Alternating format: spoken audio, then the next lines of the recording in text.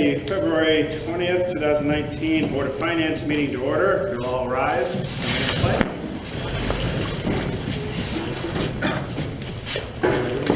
the flag of the United States of America and to the republic for which it stands, one nation, under God, indivisible, with liberty and justice for all.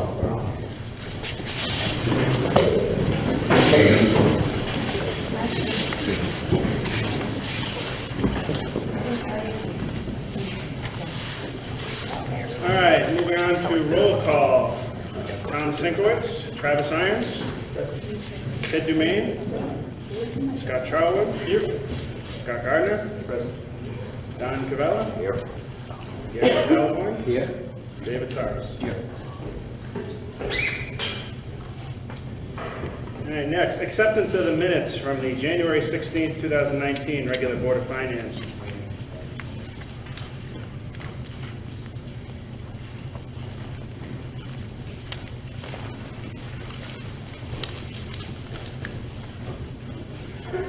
Minutes were sent out. Any discussion? I move we accept. Okay, I have a motion to accept minutes. Do I have a second? Okay, I have a second. Any further discussion? Hearing none, all those in favor of accepting the minutes signify by saying aye. Aye. Opposed? Motion carries to accept the minutes from January 16th, 2019 meeting.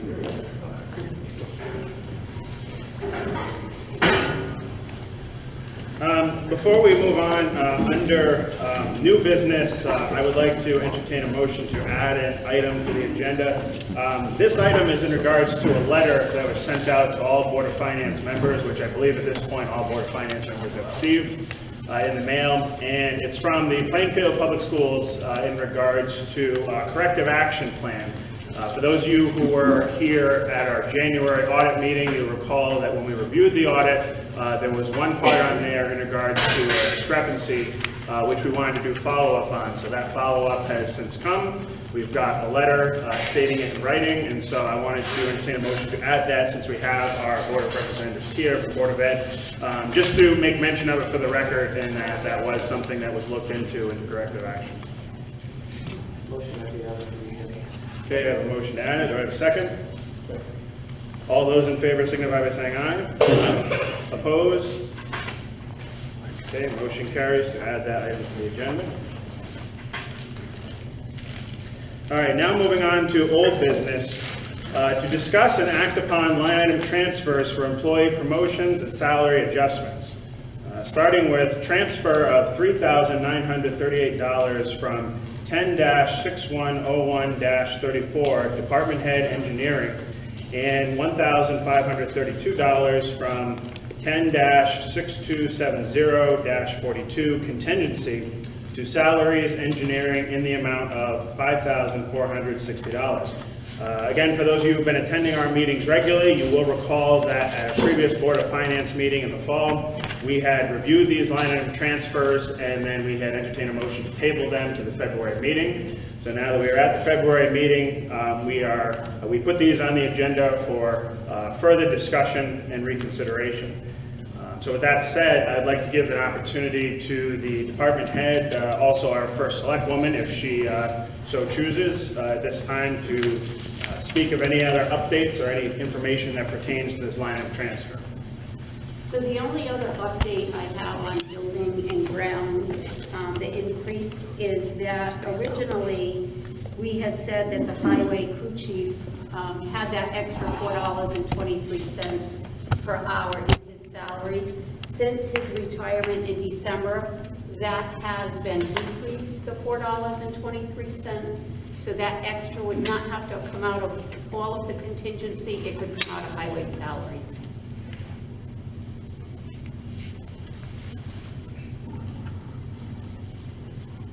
Okay, thank you, Kathy.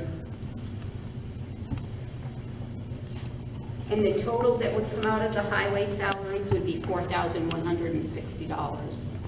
And then the balance from the contingency account.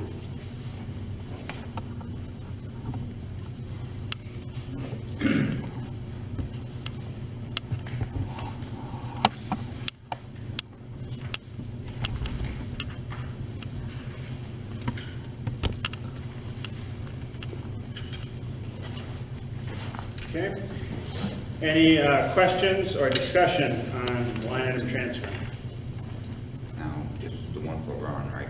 Mm-hmm. Well, the first one's Ryan. Correct. First one's Ryan, second one's Said the first one was for Ryan?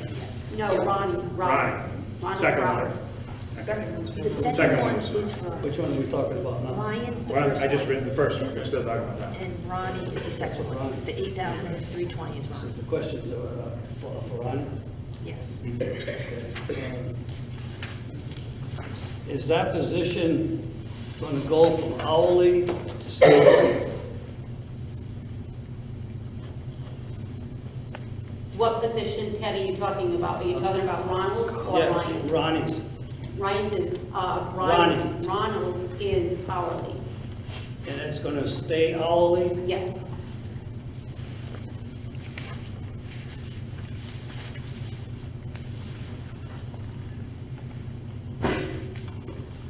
I have a question on Ryan's position. Now, you're creating that new position, correct? It was created back in July. Right, the assistant. Yep. Assistant planner, zoning enforcement, and wetlands enforcement officer. Now, that's hourly or going to be in management? Hourly. Hourly? Now, according to the contract, when you authorize a new position, that position is supposed to go out to bid for 5 days to fellow employees in the town hall. It's a new position, according to your contract. I was not aware of that. I was not aware of that. And I had spoke with the union supervisor, and he said that that did not apply to that because it was already a position he held. We were just adding extra responsibility to it. Who's the union rep? I spoke with Paul Yellen, who is the union rep, and then Jeremy, I can't think of Jeremy's last name, who is another union rep. But because that is not a newly created position, that's just added responsibility to his position. Who's the, is there, you have a shop steward here? Yes, and that's who Paul Yellen is. That's the supervisor unit. That's the supervisor unit, the town hall unit. Town hall Is union, Ryan is. Ryan Ryan. is the town hall union. Ryan is the town hall union Yeah. rep. But I know it says here, if it's new creation, you have to go out to bid for 5 days. That's all I see here. I just wonder It's not if a it did go out new to bid. position, though. It's just added responsibility. It's not a new position. Now, he's doing 2 jobs, right? He's doing assistant planner, zoning enforcement, and wetlands enforcement officer. Who does Robert report to? Ryan, who's Ryan? Robert. Oh, To me. To me. Okay. Is there any plans in the future to create one position instead of a dual position for Ryan? that is one position. That is one position. Yeah. In the past, we've had a town planner engineer. We no longer have the engineer's duties for the town planner. Yet that town planner now needs an assistant. Can you help me out with that?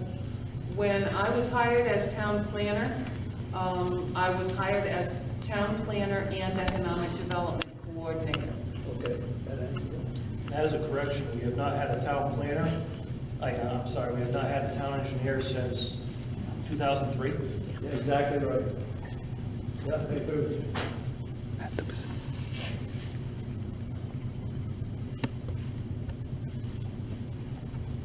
So Kelly, So your duties are now going to be economic development coordinator? Economic development and town planner, yes. Oh, you're also going to be town planner? Yep. so Kelly, since this, we're what, 8 months into the year? Do we still have to do the full amount? So, because we're not back paying these, are we? I don't know. Are we back paying these? It is requested that they be retroactive to the date the agreements were signed, yes. When were they signed? Do you know? July 25th for Ryan, and I'm not sure about maintenance. So yes.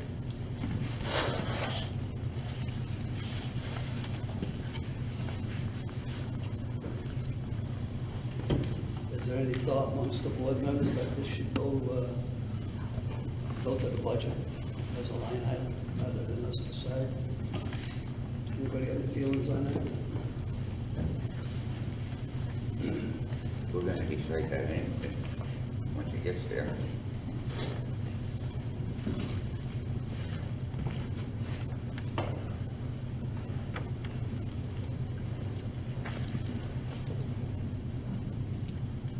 You're in violation of the contract. Yeah. As far as I'm concerned.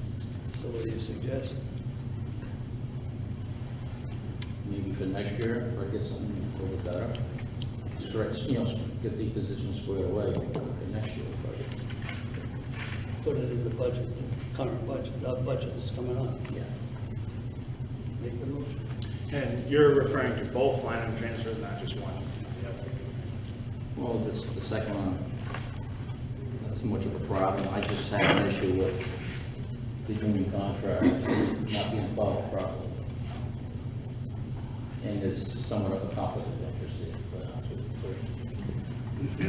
Yeah, I just want to make mention of that because obviously if anybody was going to make a motion, just make sure you indicate which one. Because obviously I just referred to the first one. We gotta keep in mind though, it's not Kathy's fault, it'd be the previous selectman's fault. By the time she got it November, started last year. yeah.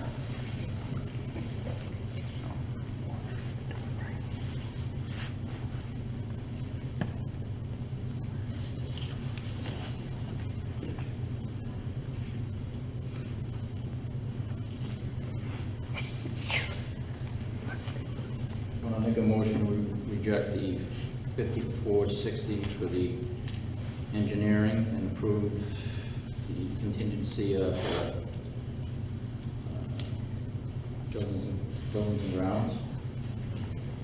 Okay.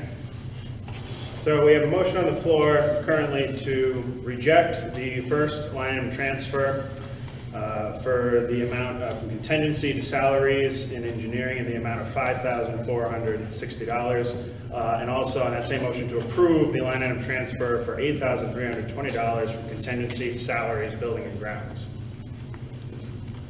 Is there a second? How much is that for buildings and grounds? Should be 4160. Is that not correct then? Twice as much. What she said, 4160 Yeah. coming out of salaries. So B&G. 4160 would come out of highway salaries, and then the other 4160 would come out of contingency. Okay. So there would be two line items. So just not. That's for Robert's job. Yeah. Is that for Robert's job? Yes, So he's getting $8,000 increase?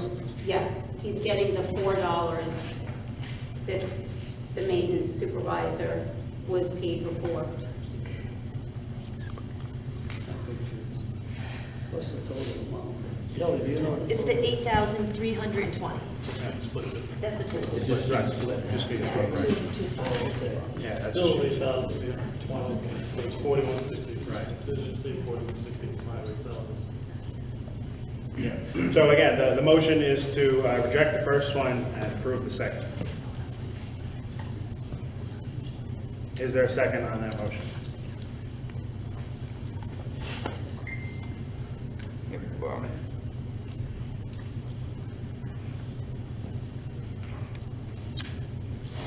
Any second? we, okay, we'll reject the first one and they can put that to the budget in a couple months here. Mhm. So next, when we start going there. I'll second. Okay, we do have a second. Any further discussions? Hearing none, all those in favor of rejecting the first line item transfer and approving the second signify by saying aye. Aye. Aye. Opposed? What are we doing? The motion that was on the floor that was just second. We're voting on. Then we reject it? Reject the first- first one, take the second. Right, that was broken up that we just talked about. Right. Well, no. Okay, you vote no? you get that? All right, let's do this again, now that you know, okay.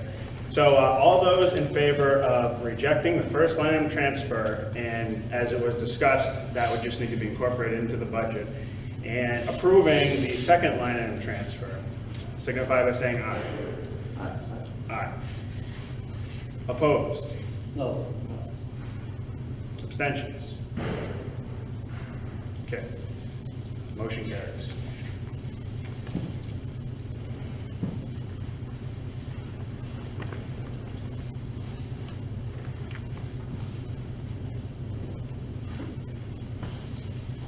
All right, next, under new business, I believe I saw that a few of our legislators are here. Senator Heather Summers and State Representative Anne Dauphanias are both here with us this evening. Thank you both for making it out. I would like to give the floor to you just to introduce yourselves, and at this time I do not have any particular questions to start off with you with. The other Board of Finance members may, but just anything that you have that could update pertaining to Plainfield, we'd love to hear from you. Hi, good evening. I'm Anne Dauphanias, representing Plainfield and Killingly, and Senator Summers is here as well. But Brian Lanou, who also represents part of Killingly, couldn't make it. He had another meeting tonight, so I just wanted to let you know that. We did get the budget, actually the proposal that the governor put out today. It's not in stone until the legislature puts it together, but that's what we got spoken to today about. I don't know if any of you saw that. I don't know if any of you have specific questions. Senator Summers, sure. Say something. You know, you asked us to come tonight, so we're open to answering whatever questions you might have. We do not have anything particular to Plainfield. There's many bills in. As you know, I co-sponsored a bill to try to help with the educational issue that you had with the budget last year. That has not left the Education Committee. There are thousands of bills, and if anybody has something specific that you want to talk about as far as the bills are concerned, we are happy to do that. We can give you a synopsis of what we heard today if you want to hear it. If not, you can watch it on TV and hear for yourself, but I will defer to you. I don't want to take up your time. You tell us what you want to know, and I'm happy to I would answer. certainly like to hear from both of our legislators on your take from today's. Okay. Prepare yourselves and hold on to your wallets. That's what I would say. We saw tax, and not a lot of areas for reduction in spending. So I can go through, I put a list together of some of the things I thought would be most important for you all to learn about or to hear about. The first thing is there's been a complete change in the governor's position on tolls. During the campaign, we heard that he was going to, if he did tolls, it was going to be trucks only. We had known that entire time, and we kept talking about, you cannot tax or toll just trucks because it's illegal federally against the federal guidelines. Rhode Island's being sued right now for that. So what we heard today was, well, we realized that we might have to wait for the decision in the Rhode Island case, so we have to look at tolling cars also. That would mean a toll every 6 miles on every major highway or road, state road in Connecticut. They're working on pricing, whether it be congestion pricing, so you would pay less money off-peak when it's not so busy versus when it is busy, you would pay a higher price. They're looking at discounts for if you had an easy pass. The issue with tolls, as I think we've gone over, you can't put them at the beginning or exit of Connecticut because each state has an individual contract with the federal government. Connecticut signed an agreement in 1984 saying if we were to put the tolls at the entrance or exit, we would pay back all the federal dollars to 1984, which is $6 billion, which we don't have. So they have to bring the tolls inside to Connecticut, and the only way to do it, to make it financially even feasible, is to put numerous tolls on every state road, 15, 9, 84, 395, 95, go on and on and on. The issue that we have is, we heard today, well, there's many issues, but one of them is there's this reliance on out-of-state cars to pay for the tolls. So today we heard 40% of the revenue would be generated from cars coming from other states. So that means 60% would be coming from everybody here that drives. There is no way to federally or legally collect the 40% of the outside Connecticut drivers. Massachusetts has millions of dollars in unpaid tolls. There's no way to really collect it. That's one of the issues. The other thing is the cost of goods and services. We've heard from trucking companies, we've heard from municipalities that every single thing that we buy or purchase or use will increase in price. One of the trucking companies we talked to today said that their increase would be $2 million in dealing with what they have to truck here in Connecticut. And that ultimately will be passed off to all of us, as you can be well assured. They're not going to absorb that cost. Just to put it in perspective, trucks already contribute about $40 million to the state every year. They have to have a little permit sticker, so they are already contributing. So that's one of the big changes we've seen since the campaign. In addition to that, the governor has not increased the sales tax, but just expanded it. Basically keeping it at the same rate, but expanding it to everything you could possibly think of, from car seats to your Netflix subscription, to your lawyer's fee, to accountants, to the paperwork for divorce, your haircut, you name it, it's taxed. So that is something that, again, it's a wider blanket of taxation. We also heard, not too much, but it was definitely said, the legalization of marijuana is in his budget.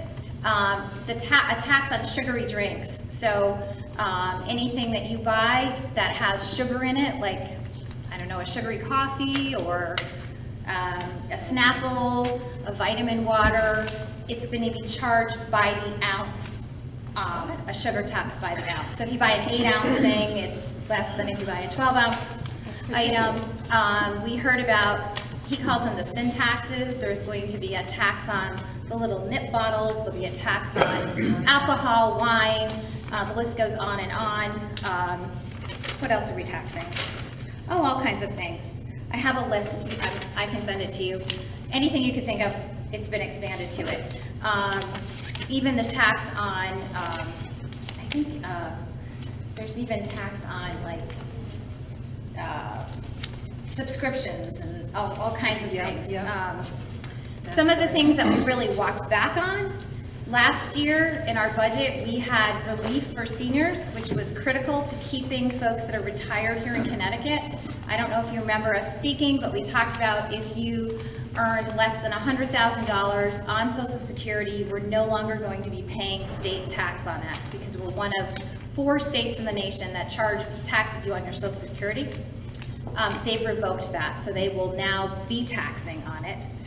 We also set in motion a plan to phase out the tax on pensions for those who are retired. That hasn't even kicked in, and they're already revoking that. Last year, we revoked or reduced the tax on boat sales, which really helps spur the economy along the shoreline. We compete with Rhode Island. Rhode Island taxes their boats at 0. We taxed ours at 6.35%. So we had brokerages and marinas that were, on the verge of going out of business. We were able to reduce that to 2.99 by August. Many of them had been able to save their franchises. They were up in sales by 100%. That has been revoked. They've also expanded that to tax on boat storage, marine, diesel, any kind of work you have done to your house, you name it, it's in there. So that's a significant change. He has not touched the income tax, but you can go on and on. Real estate, Everything you sports can and think of. recreation, helmet for trading your in your bike. vehicles Play without the soccer, tax. the kids play soccer, they want to put tax on it now? Yes, and the big thing is that tax-free week you had before your kids went back to school, that's gone now. That will no longer be. He also spoke today about the importance of increasing the minimum wage to $15 an hour. That is something that I personally have heard from hundreds of my businesses in my district throughout the 18th. Most of them smaller. Most of the larger companies are already at the $15 an hour, but the smaller mom and pops, they have indicated to me that They could live with a $15 an hour minimum wage, but it would have to be phased in over a significant amount of years. You could not do it to them in 1 or 2 years. This appears to be over the next 2 years, and that would be crippling for these businesses. They have made it very clear they will either lay people off or they will leave and go to a different location because they can't absorb it that quickly. The other thing we heard today was the implementation of the paid family leave. Now, that's something that in a perfect world we would love to be able to afford to everyone in our society. However, the bill that's on the floor, and it's important that you read the details of the bill, because you can't just look at the title, because the title sounds great, but the details are in the bill, and that bill carves out state employees. They do not contribute to this. It is a mandatory payroll deduction for every working person. Even if you have a year left you want to retire, you're still going to contribute. It goes into a big pool. And it also requires $20 million of bonding to get it started. So you would bond $20 million, every one of us that's working would pay into this pool for at least a year before anybody could draw from it. And if you look at the numbers, you being the Board of Finance, it would make your head spin because you need 84 people to pay for one person's leave. It does not financially make sense. It's not sound. It cannot be sustainable. So naturally, they would look, as they have in other states, to the businesses next time or the employers to also make a contribution. We heard about going on a debt diet, that over the last 8 years under the Malloy administration, we have bonded more than has ever been bonded before, and that Connecticut needed to live within its means. I agree with that. But you can't bond $20 million for a brand new program and then say you're on a debt diet. To me, that's a completely cheap day. We talked about private partners and different ideas of outsourcing certain things, of privatizing the DMV in a way where we're going to do most of the things online. He talked about going back to the State Employees Union and asking them to think about what they could do to help the state of Connecticut. I'm not sure he will have success. They have a lock-solid contract to 2027, but that's yet to be seen.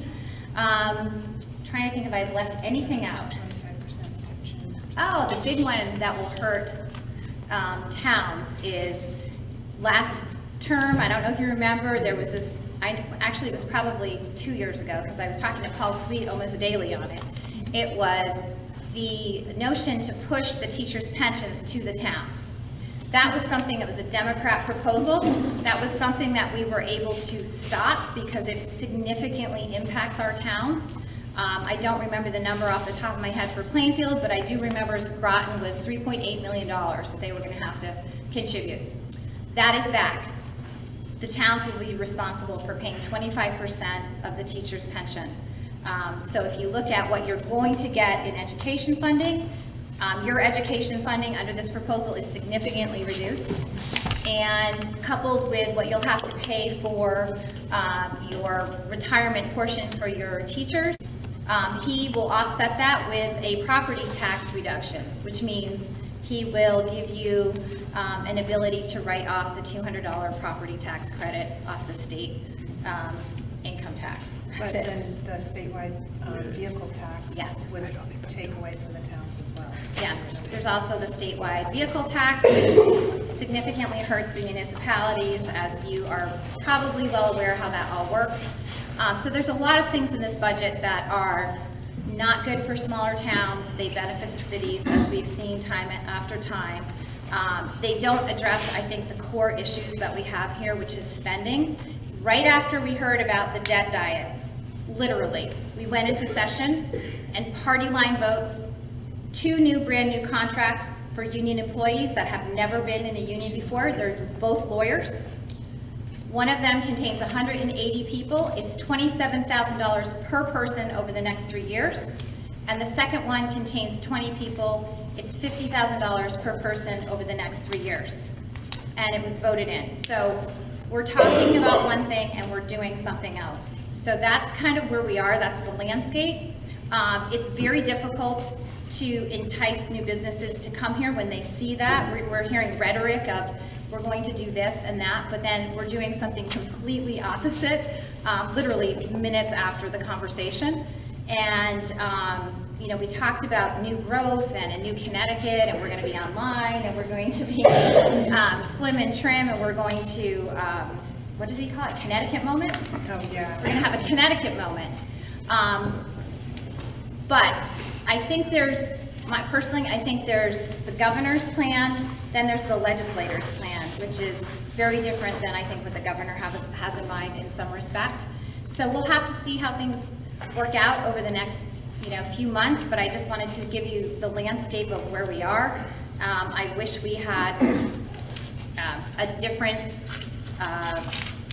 news to bring you, but that's the landscape of what we were told today. And if you have any questions, we will try to answer them. We will try to keep you updated as we move along. The one thing that was good, I will tell you, I put in a bill that legislators cannot put in for mileage that they don't drive. We have legislators that put in for mileage and they don't drive it. They just are carpooling, but they get reimbursed. And it's added towards their pensions because they bump up their salaries. He actually took that's in his budget. So there's one good thing in there. So, yes, sir. The two bills that were filed earlier about school regionalization.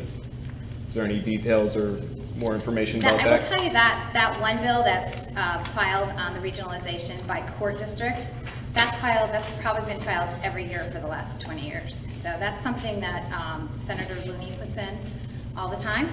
I do not think that there's any support for that bill on either side. We did hear about school districts that work together would be rewarded if they combine things like superintendents, if they work together, I'm just going to say, let's say they pool special ed, they would be incentivized, but he would not necessarily penalize those who do not.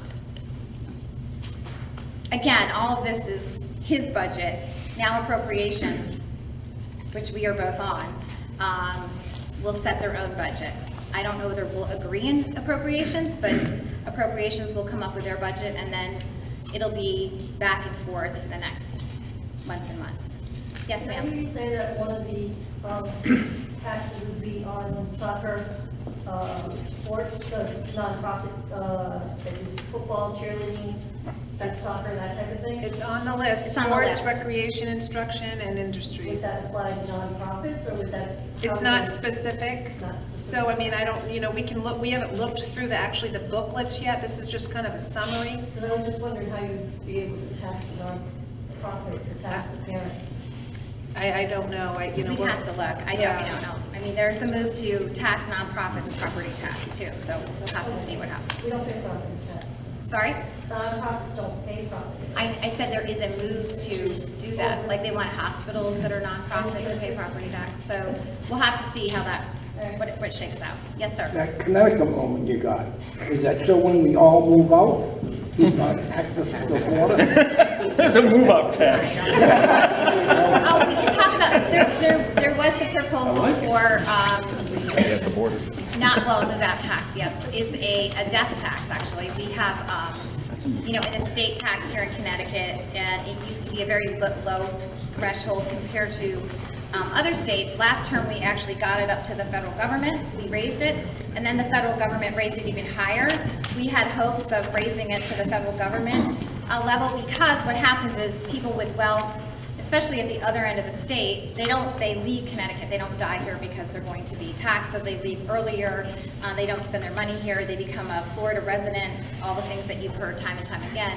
By keeping that estate tax comparable to the federal level, we were able to keep some of those people here, and we want them here because they pay Connecticut tax.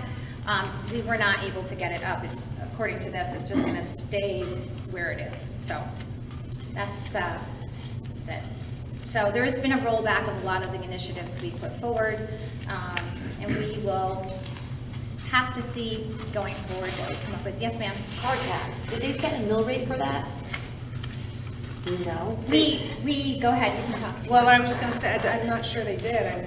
I haven't looked into it. We have a maximum right now that you're probably all aware of. I think the number's 39, if I remember. It might be 40. I can't remember what. It's like either 42, because some of the cities, mill rates are like 77. So if you have this old beater minivan like I have, you're paying like thousands of dollars on it, where if you lived here or where I am, you'd probably pay, I don't know, a couple $100s for it. So there is a maximum that the cities pay, and then the state makes up the difference to the city.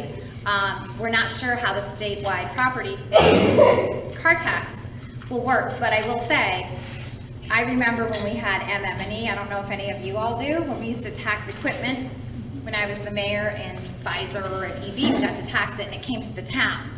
Then it went to the state, and then the state gave it back to us. And then the next year it was 70%, then it went to 30%, now we don't get it at all. So I can see the same thing happening with the car tax. It'll all go to Hartford, and then eventually it won't come back. And there is talk too of an additional statewide property tax. So those are things that I would not support, because I know how important the car tax is for the towns. I don't know where you would make up the difference, and your property tax owners, I'm sure, are already stressed to the point where they can't take another hit, plus the teacher pension, plus the reduction in funding for, the potential reduction. Obviously, we're gonna fight as hard as we can to not have that happen. It's just too much for a property tax owner to handle. Yes, sir. How much federal aid for highways that we get now if we lose it because of the tolls? It's about $200 million a year. 200 million? Yep, so if you add that up from 1984, it's significant, to say the least. And that's the story that the papers just never seem to get out. They always talked about tolls at the 50,000 foot level, but they never gave the detail. And I will say, with the tolling that we heard today, obviously it's still a work in process, so to speak. I didn't hear anything about him reducing the gas tax, did you? No. That was not brought up. He just said he wouldn't raise it. He won't raise it, But he didn't. but he didn't say he'd lower it. And so you're gonna be paying the highest gas tax in the nation, toll, it just goes on and on and on, so, yes, sir. With the tolling, road tolling, are they gonna do it in-house, they're gonna have a service, or they're gonna sell the roads for the tolling? Some states have sold all the services, and they take the money up front, and it's, 20-year contract or whatever. Was that talked about? There are no details on that. Okay. And one of the issues that I have made very clear to the office is, we heard originally that tolls on just trucks would fix our bridges and our roads. But then now it's been expanded to cars. So I want to know, what's the plan? If tolling trucks was enough to fix the bridges and the roads, then what is the car tolls going for? I haven't seen any plan.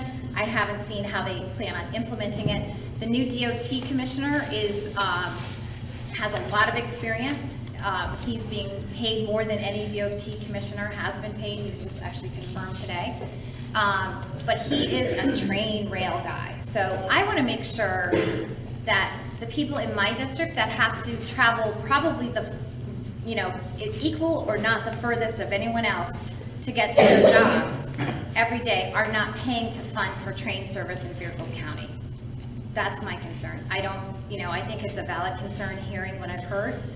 So we'll just have to keep our eye on that, because it disproportionately hurts those who are in the middle incomes the most. There's also a proposal to carve out people of lower income, although we don't know what that income is, so they don't have to pay any tolls at all. And it also carves out certain people over a certain age, or if you're disabled. So I don't know how you're going to be able to tell who has to pay and who doesn't. So again, it's a work in process. We don't have any of the details yet. All we can go on is the DOT plan that we have been presented in the past. Yes, ma'am. If we have a new DOT commissioner now, Yep. and he's more of a train in rails, what's the likelihood of him approving the money for the transportation coming into Plainfield? So we've, Because that's a switch of hands. he's just come on board, so we're trying to get a meeting with him as we speak. So it's a good question. We don't know. I knew that was one of the variables that might be coming up too, so. Yes, sir. You take a person that lives in the town of Plainfield and works in Norwich, right? He's gonna pay 3 tolls, or she is, from here to Norwich, right? How many people are gonna bypass it and go down Route 12 and hurt the towns with so much more? Exactly our point. You Like, know, nobody has done a that's- study to see, what that is gonna do for the local roads, and the municipalities are responsible for funding those roads. So that was part. You know, all Route of 2's them gonna go have out here tolls. and jump on six, Yeah, absolutely. you know, So- 101, 24, and bypass them. I completely agree with you. 100%. You know, you have to, if you're going to implement tolls, in my opinion, but I'm not a transportation expert, I would want to see the data that shows, because human nature is, if you don't want to pay, you're going to go use the local road, and then Kathy and all of you are responsible for paving those roads, and we're reducing the amount of money that we give to towns to do that. So it's really a vicious cycle if you think about it, but The accident that might have, yeah, you know, would be tremendous. I agree with you. Yes, sir. What could possibly change between now and, because we're coming from the budget season, between now and say the end of June, that we may have to plan for? Possibly change from this budget, or, Between now and the end of June, when we have next year's budget. well, this is the governor's proposal. The governor always comes out with a proposal, the legislator comes out with their proposal normally, although last 2 years appropriations never came out with a budget. So they will have 2 different proposals they will be negotiated on. You know, the governor has actually reached out to my caucus and said, I will need your help in getting something through that he feels is reasonable. So I can't tell you, I'm not in the majority. It's in, really, the one party can do whatever they want. They have the majority overwhelmingly. They can override the governor should they choose. So the landscape is very different than we've ever seen before.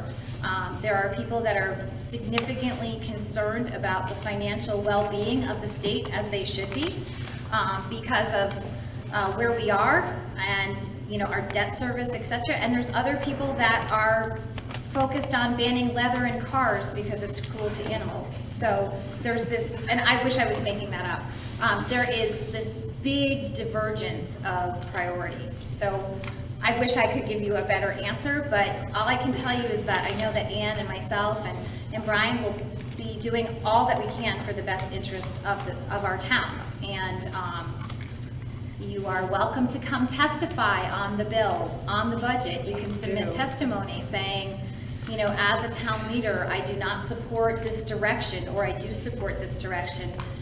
You know, something like paid family leave. There are other options that we have provided where it's not mandatory, a mandatory deduction, where you don't have to bond $20 million.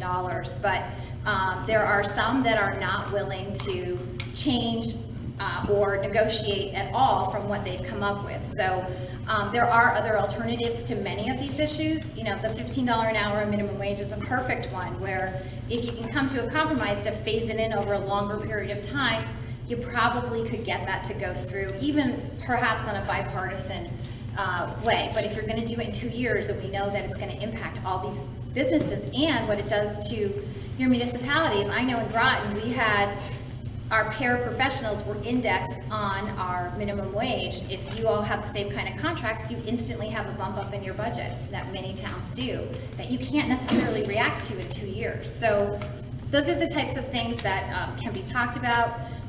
If you have ideas, please share them. We would love to have them. We bring them forward. I just wrote the governor a letter about a way to save close to $100 million in the way that we provide health care for our college students. There are ideas outside the box that he appears to be willing to listen to. So if you have them, please feel free to share them. But hearing from town leaders or people that are in the town that, you know, have a significant role to play, that either support something or don't, really does make a big difference. And you not only send it to him, you send it to every legislator, so everybody hears from you, because that makes a big difference. I've seen bills passed just because 30 people send an email to every single legislator saying, you know, I am in your district and I don't agree with this and I'm watching how you vote and this is what I want you to do. So, This budget that he proposed increases spending by $2 billion. $2 billion. And like I said, a lot can happen between now and when the final budget is presented by the legislature, but this is what he proposed today. there's also, I remember this one, because my dog just had an operation, and everybody knows how expensive it is when you take an animal to the vet. You're gonna get taxed on your vet services too. So I was kind of glad I got my dog's vet well done before I have to get taxed on it. So boarding horses, you name it, it's on there. So. Is the bill still to mandatory pet insurance on your dogs still up there? I don't, there's like thousands of bills, that's not my committee, so I couldn't say. There might be. Yeah, they're trying to make it mandatory for all dogs, not only dogs, no other animals to have mandatory insurance. So bills are still, some of them are still going through screening, going into committee, deciding whether they're going to get a public hearing, and that process is still going through. It'll go on until about the middle or end of March, until they get JF'd out of committee. But there's still an opportunity, so let's say that you come up with something unique to Plainfield that you think is really important, there's still an opportunity to amend bills. So if there was something that, you know, would be helpful for you all, we have an opportunity to, you know, make an amendment or add it into something else. I already have amendments that I was certainly going to bring that up. I thought about that. Transportation is still, of course, a hot topic here in Plainfield. A lot of citizens still want to see that, especially after we had allocated that 5,100 that we did a while back. And a lot of people have asked, so where does that stand? And obviously, you know, we don't have any updates for them yet because we don't know. I will say, I probably should clarify, the new DOT commissioner, he comes from the rail background. That's where he's from. That's where, it's clear that his heart is. That doesn't mean that he's not going to care about buses and things like that. I don't want to imply that, but that's just his background, and I know he's very focused on, you know, getting folks to New York City, et cetera. So we'll see. And obviously, we're setting up meetings and going to talk to them, and it's a high priority, so we are not dropping the ball. We're going to keep it going. We know how important it is, and we know that this is the one town that's sort of disconnected from the service. And you're going to need more people are going to be on the bus if we have all these tolls. So, absolutely. So again, thank you both for coming out tonight. Thank you. And you know where to find us if you have any more questions. All right, next item on the agenda, distribution of the annual reports. All Board of Finance members should have a copy of the annual report. Kathy, what's the date again on the annual meeting? February 27th. 27th, next week.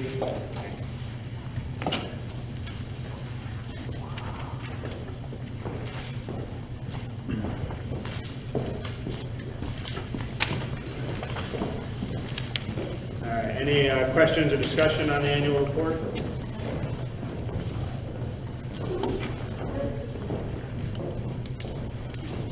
No? Okay. Moving on. Next item, to discuss Board of Ed's request to use special education funds to offset additional special education expenditures, $350,000. Ken? Well, good evening. If you received our letter, it would be the last 2 pages. And in general, we've been fortunate over the past 7 years that this money called Special Education Excess Aid is a grant that's awarded each year to the town.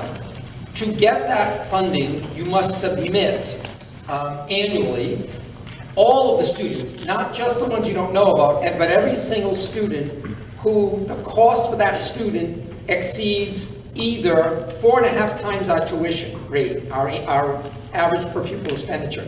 So if we're about $14,500 that we pay for a student on average, if you multiply that by 4.5, you come up somewhere around close to $60,000. All of the monies that you have to expend for any student beyond that amount, including any services whatsoever, that can be recovered under Special Ed Excess Aid.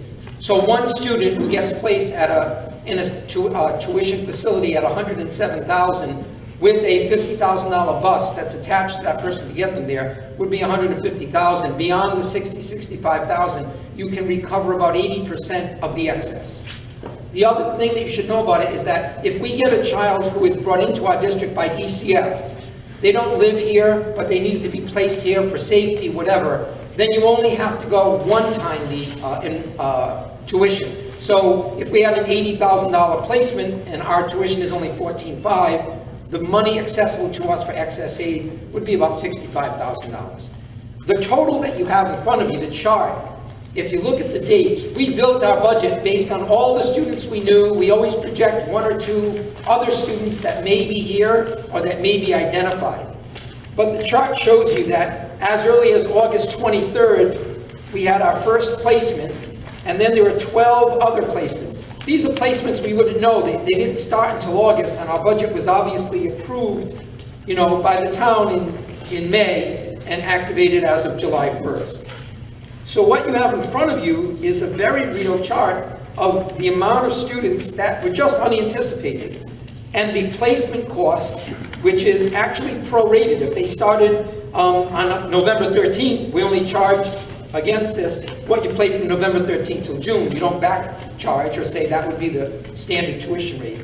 And that money is $583,000. That's what we were somewhat shocked by as of early as November, that we saw this rising. So we started communicating that this would be hard to try to offset.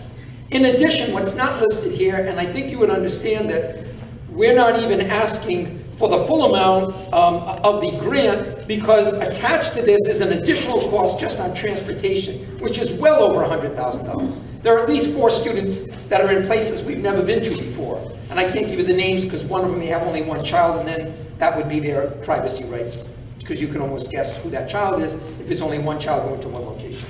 But there are well over $600,000. So the unique thing is that for the past 7 years, we always just tried to work within our budget. And this year, in fact, last week, the Board of Education did transfers to move $200,000 from every dollar we could save in health insurance, people who took maternity leaves or actually child rearing leaves, because those are unpaid. And we virtually moved all of the transfers to offset this by an additional $200,000.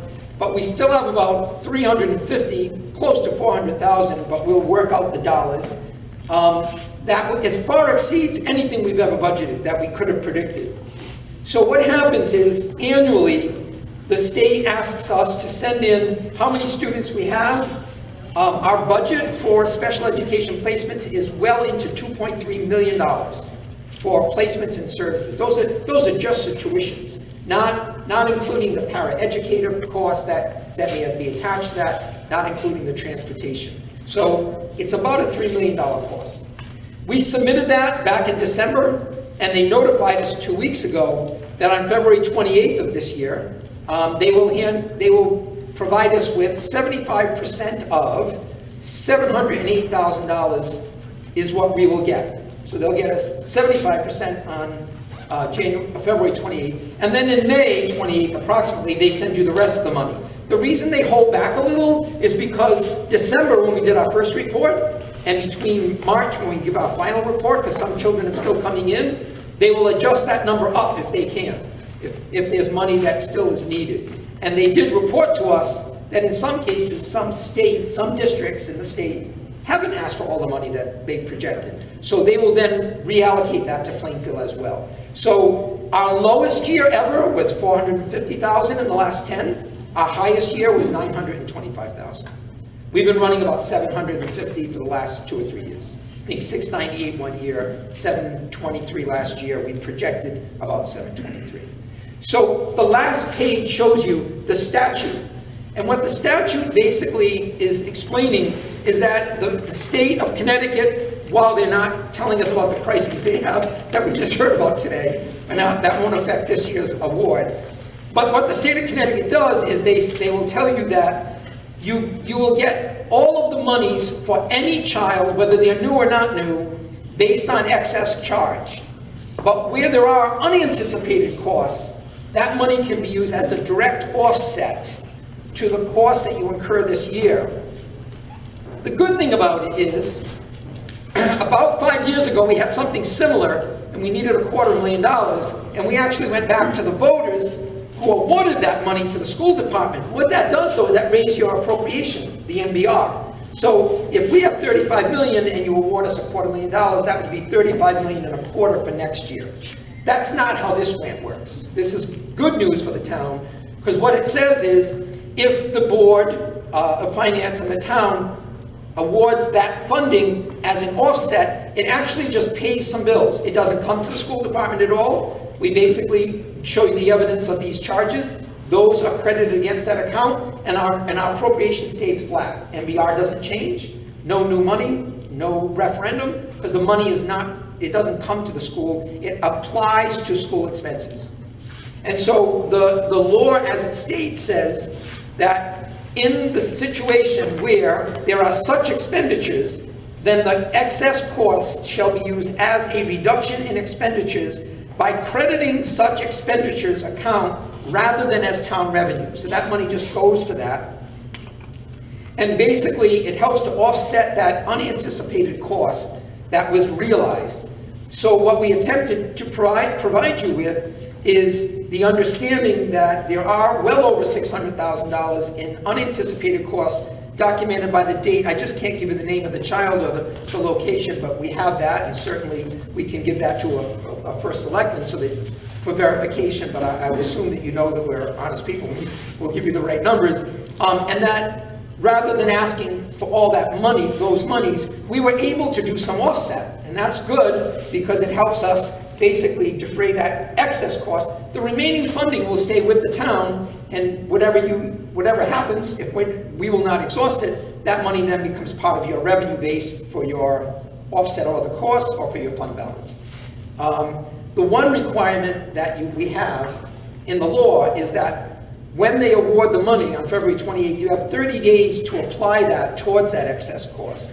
So that would mean by March 28th, if you agree, that money, those monies would be applied against the cost, only that expense of the money that we believe is necessary to get to zero at the end of the year. So out of $710,000 that's expected, we're asking that the board and the town agree to offset the cost pursuant to the General Statute 10.7, apply that money directly against the cost, allow that cost to be absorbed, and virtually we still end the year with the same budget, the same balance. That cost has been absorbed, and we start the year with the same MBR that we would have had by the original appropriation.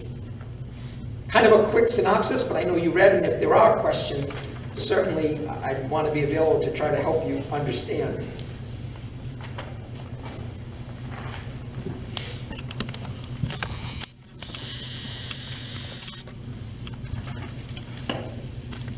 Kelly, one of the things that you and I talked about is that the board would need to figure out how we would make up that, whether it be through fund balance. Yeah, right now, with that $350,000, right now we have budgeted as revenue, which offsets the mill rate or expenditures. So if we're gonna move the $350, we just have to figure out what we're gonna use to cover that $350,000. The net result, you end up using fund balance or reduce expenditures, whatever options there are. But majority, most likely, use fund balance to offset it. All right, any questions for Ken in regards to special education funds? All right, if not, now Ken, if you could just touch briefly while we got you here on the corrective action, again, since that was also sent out to the Board of Finance. Sure, this was straightforward. If you look at the front of your letter, what I did do is try to provide you with a quick summary. In the second paragraph, the most important sentence is the middle of the second paragraph. It says, C, the status of the corrective actions on prior findings. The finding of 2017, and there was one material weakness, was in internal control over financial reporting and budgeting monitoring. And it is no longer considered to be a material weakness. So we submitted, third page in, the corrective action plan. We did that by working directly with our auditors, your auditors, Mahoney, Sable and Company, LLP. And if you remember when the auditors came here and they gave you the audit, they said, it's a little confusing because there's no money lost, you didn't gain, you didn't lose, but there's just a reporting error. And so it was hard to ask them, where is the error? We did determine where it was. So in reality, and this is explained in the letter if you read it under section B, we as a school district balance against Webster Bank. It's on the second page of correction action. It says action A comments, number 1. It tells you that there was a check for $337,000 that was made to our insurance company, eChip.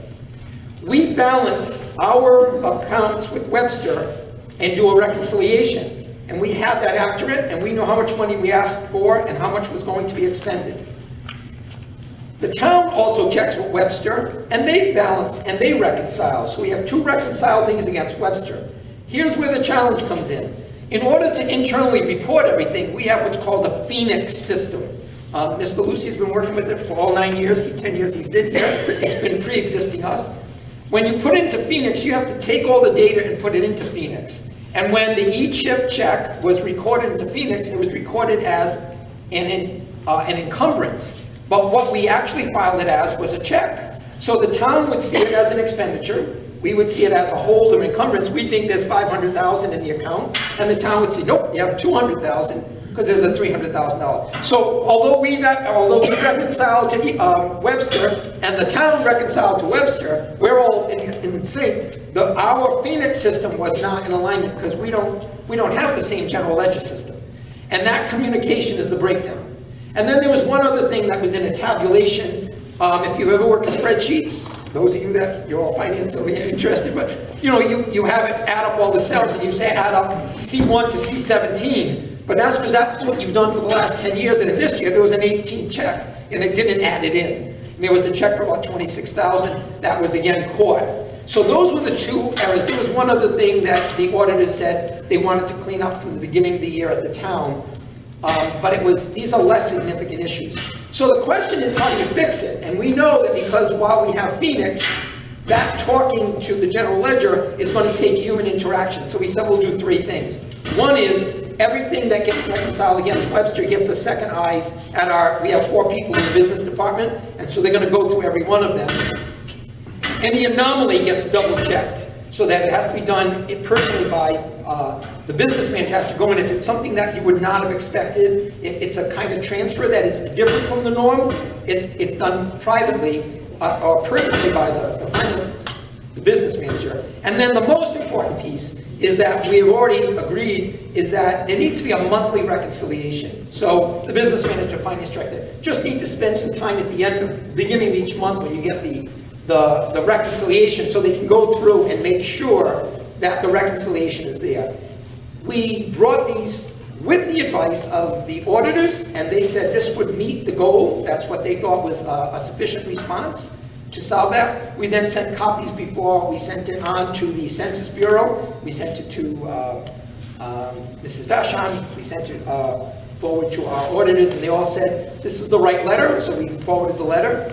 And then, just because it's unique and you should know, subsequently to sending this letter January 31st, we also learned that a check somewhere in Florida was fraudulent to the school district. Webster Bank now has initiated its own protection, which now on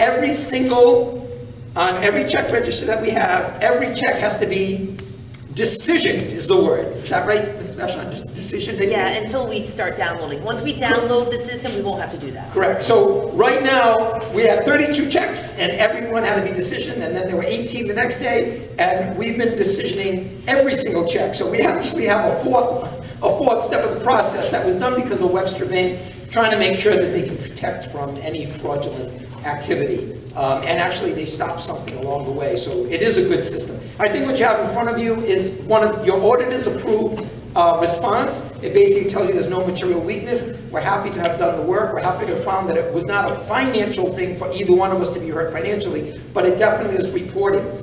Last piece that I think you might find of interest, and that is our Phoenix system is now on a kind of a holding system. They're not going to continue to what do they call it? They will service it, but they're not going to support it. They won't support it. So over the next 2 years, we definitely need to transition out. And what we're going to do is work with the town so you can have one system. And that will basically be able to talk to the system transparently because it'll all be one system. It's what we inherited, and it's worked for 7 years, but the first time it happens, you need a plan to make sure it'll never happen again. I believe we have the right plan. Thank you, Ken. You're welcome. All right, last item under new business, review the current fiscal year budget statement, 2018, 2019.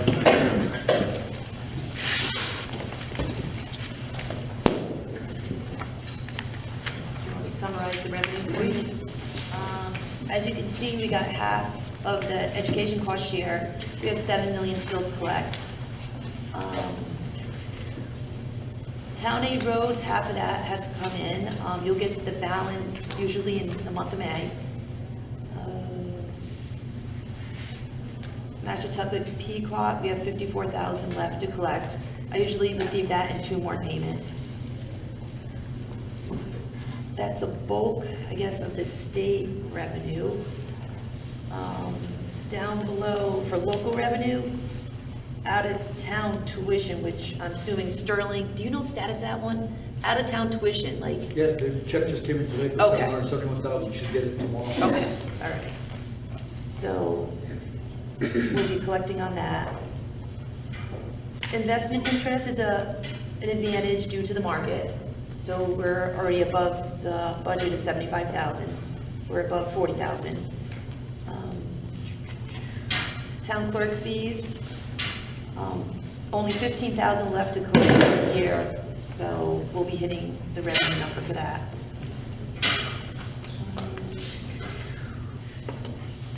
I want to say back taxes, we've been looking at this every month. We only have 64,000 left to collect for the end of the year.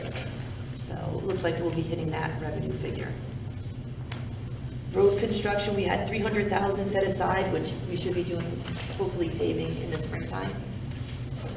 And that's your revenue. Do you see anything that we might not collect from the state? No, I think we're okay.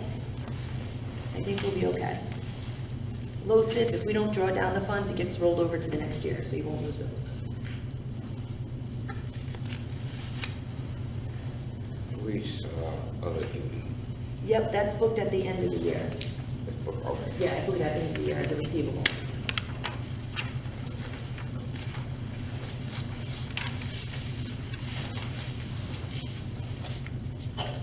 Is in expenditures, I don't know if there's anything specific that points out. Under animal control, you can see under supplies, 16,000 is what we budget. That gets dispersed over to the dog fund, and all the checks get cut out of that fund.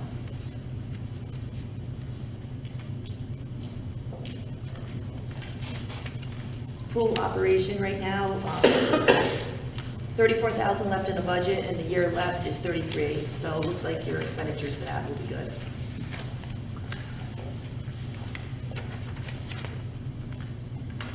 All your debt payments have been made for the year.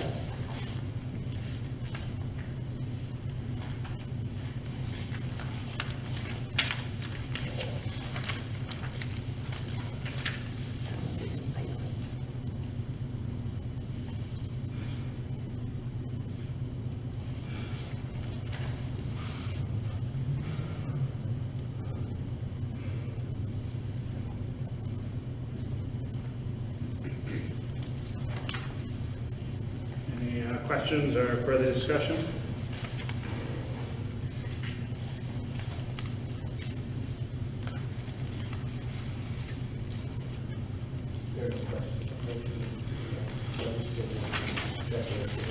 Okay, we have a motion to accept the budget statement as presented. Is there a second? Second. Okay, we have a second. Any discussion? Hearing none, all those in favor signify by saying aye. Aye. Opposed? Motion carries. All right, next, citizens' participation.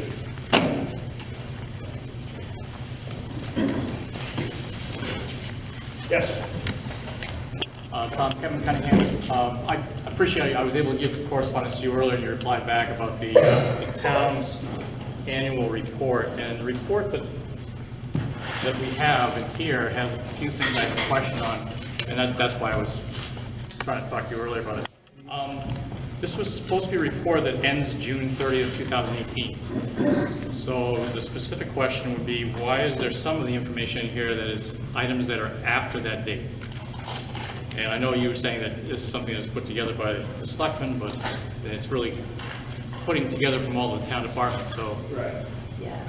Yeah, no, I thought, yeah, it's a good question. I know that, like, when I did, for example, the Board of Finance report, that was something that I was actually looking at the whole past year, but then, of course, corrected myself and realized I'm only should be looking at the fiscal year. And obviously, anything that happened after that cutoff date of June 30th, I didn't include in the Board of Finance report. But I can see how, yeah, in other cases, you might be seeing things past that day. I, of course, can't speak for those other reports as far as. And just like I put back to you in a comment, I think that those things are fantastic to put into the next year, but it doesn't match. And a quick example would be, we're talking about an economic development commission, but they didn't even get started until September, so I'm not sure why that's in there. And the other thing was, you guys worked pretty hard on it all year long, talking about transportation, but that's not in here either. You know, it's one of the line items that could have been discussed. So. Is this something that can be modified, or is this before it goes out for final? Well, is this the final? That's the final. That's the final right there.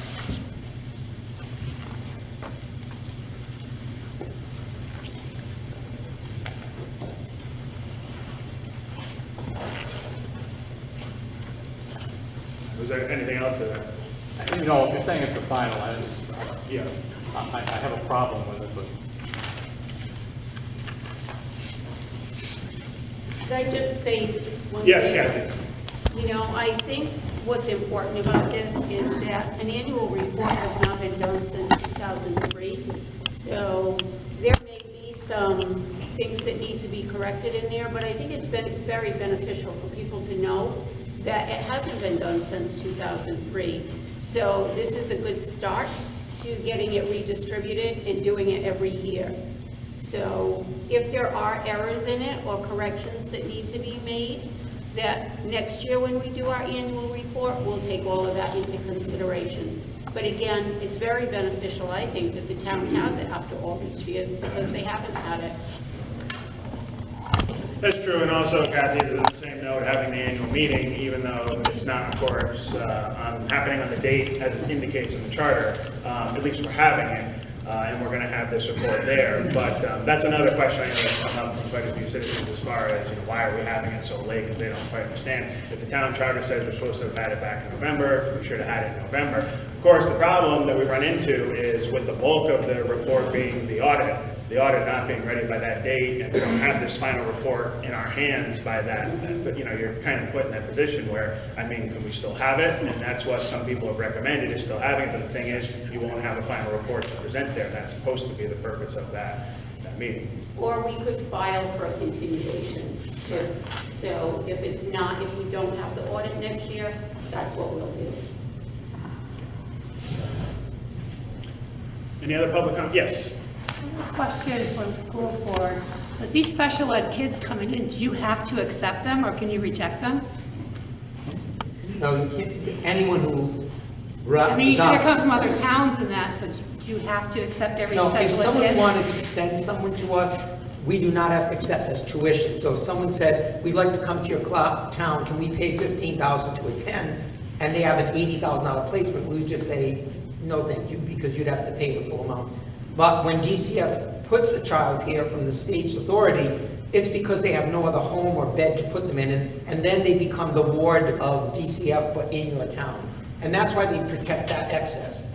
But for any child who lives in here, their right is to have their needs met. And some of our children that we've met this year are pretty complicated, pretty unique.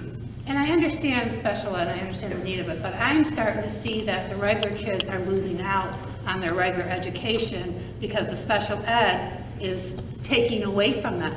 And you're always coming for special ed, and you're always taking away from the regular kids. And that's not fair. And there's a lot of programs that are getting cut for the regular kids because the special ed needs more money. And I'm finding that to become an issue because it's not fair, is what it comes down to. And I don't understand how you can keep on adding on special ed. There has to be a stop. And I understand the federal government has a say-so in part of it, and the state does.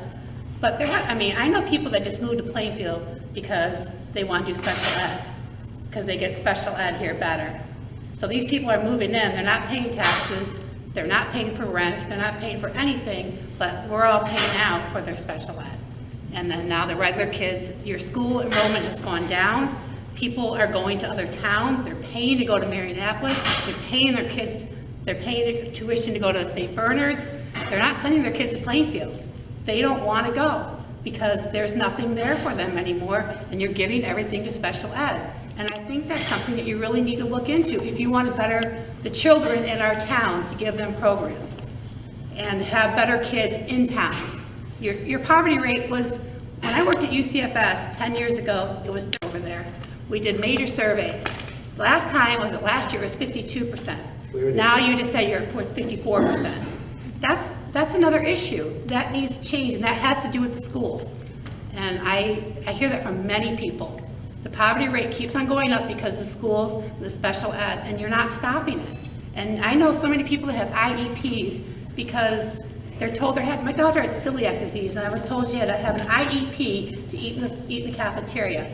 No, I don't want my child to have an IEP. She doesn't need it, she has celiac disease. And it's unnecessary, and I think that your special ed children, I can probably say 20% really don't need an IEP. They're behavior issues that begin at home, and you need to involve the parents with these kids and get the parents to parent their kids and not babysit them at school. And it's really bothering me, and it bothers me a lot. I have a kid who had autism that went through the school system, and I never asked for anything except for him to have his homework done at school in a special room. And he had a liaison, and I don't think it cost anything, because he took his study hall in a closet in the morning for an hour, and that's how he did his homework. And I think that you guys really need to look at the children that are on our special ed program here. Are they really, really special needs, and do they need all the necessities that the parents want, or are the parents just asking because they don't want to pay for it themselves? And that's it. Thank you. This is your meeting, so we won't hold you up. I just think we need to do maybe a little better communication, because I've been here 8 years, and for what I've known we've done for all general students, never had preschool universal, we do. We have all-day kindergarten, we now have world language in the middle schools. We have a top-ranked marching band. These are things that didn't exist 8 years ago. These are all general students, as well as we have a higher graduation rate, we have a higher placement rate in college, because we give every child free SATs. I'm not disagreeing with the fact that you're concerned about the number of special ed, but I don't see any diminishing of what we've provided. But I My think we daughter should- was left behind I because just she's would very suggest come to the intelligent. Board of Ed meeting, because we'd love to have that conversation. This is your Board of Finance meeting. Right, yeah, no, I appreciate it, because obviously this is in regards to, we talked about Money. special education and excess funding, so I appreciate you for bringing it up, but yeah, definitely can have the offline and. Sure, we'll do it. Yeah. Any other public comment? Yes. Naomi Smith, Plainfield. I have a question about an energy audit that had gone in front of the Board of Selectmen back in July.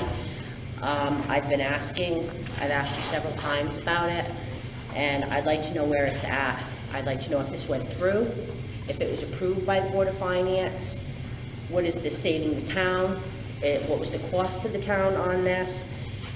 We heard nothing more. Mark from DFP came in July, and then that was it.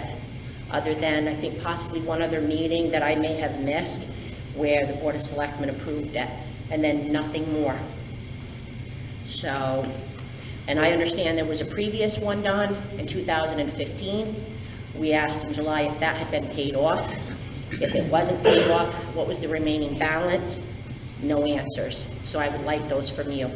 Okay, those are good questions. I do not have an update on it. I will defer if Kathy, our first selectwoman, if she has any updates on it. I would be glad to hear them. So, I know that Kelly had just sent out the balance on the previous. I sent it together. So, I would like to hear it tonight, right here from you, in front of the room. Don't have it with me. There was. It's unacceptable that a resident asks for 8 months for an answer to a financial matter that involves taxpayers' money. and keeps getting bounced around. You do know what the answer is. So it's an expenditure, it's being done for each department. It was approved, just to let you know, in August. It never came in front of the Board of Finance. How does that get done? How does that happen, Kelly? Well, when you came with Kevin to look at that paperwork, I just photocopied and I'm gonna give Kevin tonight the paperwork so you can see the numbers. I emailed him to give him the numbers how many more months we have left. There's like 3 accounts that are left, 2 were paid off, there's 3 still remaining. I wanna say about, I don't know, off the top of my head, maybe $3,000 left to the end of the year, and then they'll be paid off. Then the new contract evolved. The new contract, I don't see the new contract, so that just started. I mean, I don't know. It started in August. Yes. But I asked the chair of the Board of Finance for 7 months to look into it for me. And I still got no answer from you. And I had to go to another resident to help me put in an FOI request to get an answer that I asked the Board of Selectmen back in July. That's $89,000. So that is not, I'll speak on that. So that is I not. did ask you in July, and I asked you again in the August meeting. You didn't listen to what I was saying. I said that is No, because not. you don't listen to what we say. You're asking where the payment comes from, the $89,000. The savings is in the electric bill every single month. So we don't actually pay that out. I understand If our that. electric bill was $1,000, the savings from DEF is $200 or $300, depending what building. That money goes directly to DEF. So that is not money that came out of our budget. The money was already in our budget in utilities, so it's not a payment any extra than what we are allocated in our budget for utilities. Right, but it's an $89,000 addition to our payment. And it wasn't 89,000, it was 69 something. So how are we supposed to know all of that if we don't get answers? Why when I asked you in July and August? I don't understand that. So, Naomi, when I came to you about it. Right, and I didn't have an answer for it, and of course, we still have not had a presentation done in front of the Board of Finance. So that was going to be my next comment, is that that's something that going forward, trying to fit it in during the budget season, I would like to have a representative from the solar energy company come out to offer more of an explanation to the Board of Finance, because we haven't had that opportunity yet. And from what I understood, we haven't had the ability to do that up until now. But you have the ability to go to Hartford with Ms. Kendrich. You have the ability to sit in a meeting with her every month. You have plenty of time to reach out to her. That audit was signed in August, and I asked you 4 times over the course of the last 7 months.